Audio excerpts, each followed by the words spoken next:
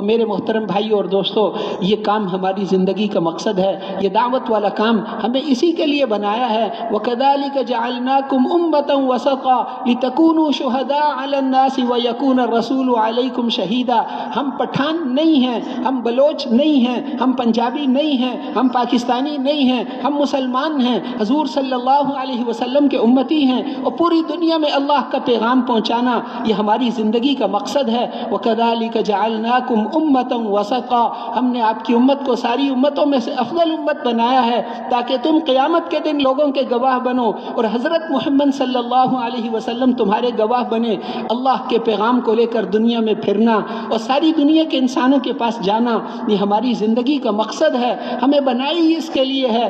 اس لیے اللہ کے پیغام کو ساری دنیا میں لے کر جائیں گے۔ اللہ کی مدد ہمارے ساتھ ہے۔ ان تنصروا اللہ ینصرکم، تم اللہ کے دین کی مدد کرو، اللہ تمہاری مدد کریں گے۔ ہم اللہ کے دین کی کیا مدد کریں گے؟ ہم تو کمزور ہیں، وہ قدرت والے اللہ، وہ قوت والے اللہ، وہ ہماری مدد کریں گے۔ اللہ جل شانہ بڑی طاقت والے ہیں، بڑی قدرت والے ہیں۔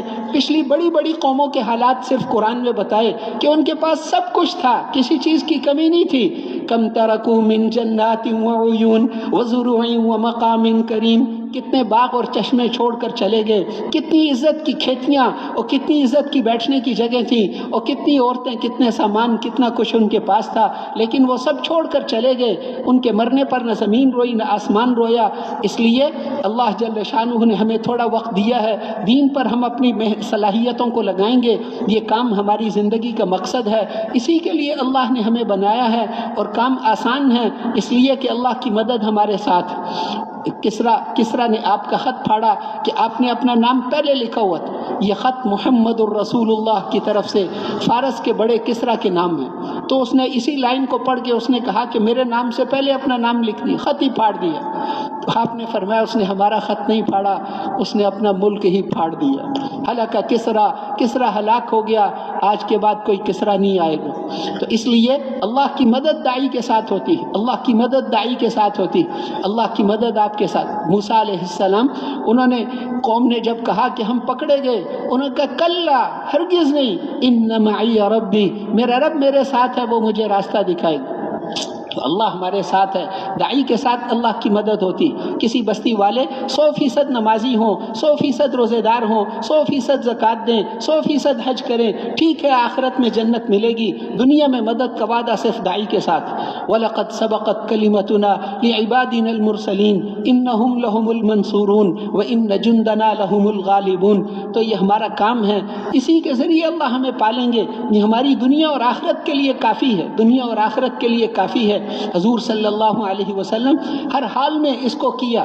وہ مکے والے آ کر کبھی کیا کہتے، کبھی کہ آپ کو عورتیں چاہیے، آپ کو مال چاہیے، آپ کو حکومت چاہیے، آپ فرمایا میں تو اللہ کا رسول ہوں۔ ایک موقع پر ان سے فرمایا کہ ایک ہاتھ پہ سورج اور ایک پہ چاند بھی لا کر رکھ دو، میں اس محنت کو چھوڑنے والا نہیں ہوں۔ ایک اور موقع پر ان سے فرمایا کہ جیسے تم سورج میں سے آگ کا شعلہ نکال کر نہیں لا سکتے، میں اس کام کو بھی نہیں چھوڑ سکتا، یہ تو اللہ کا حکم ہے۔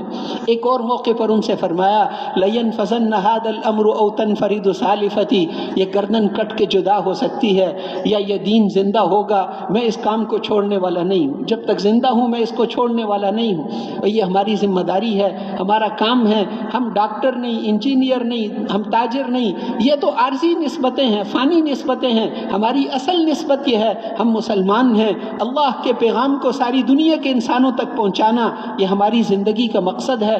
اس کے لیے اللہ کی مدد ہمارے ساتھ ہے، اس کے لیے تیار ہے نا انشاءاللہ؟ کون کون انشاءاللہ نقد جائے گا اللہ کے راستے میں چلے کے لیے 4 مہینے کے لیے؟ وہ ہمت فرما کر کھڑے ہو جائیں۔ ماشاءاللہ ماشاءاللہ، ہمت فرما لیں، ہمت مردہ مدد خدا، ماشاءاللہ ماشاءاللہ۔ اللہ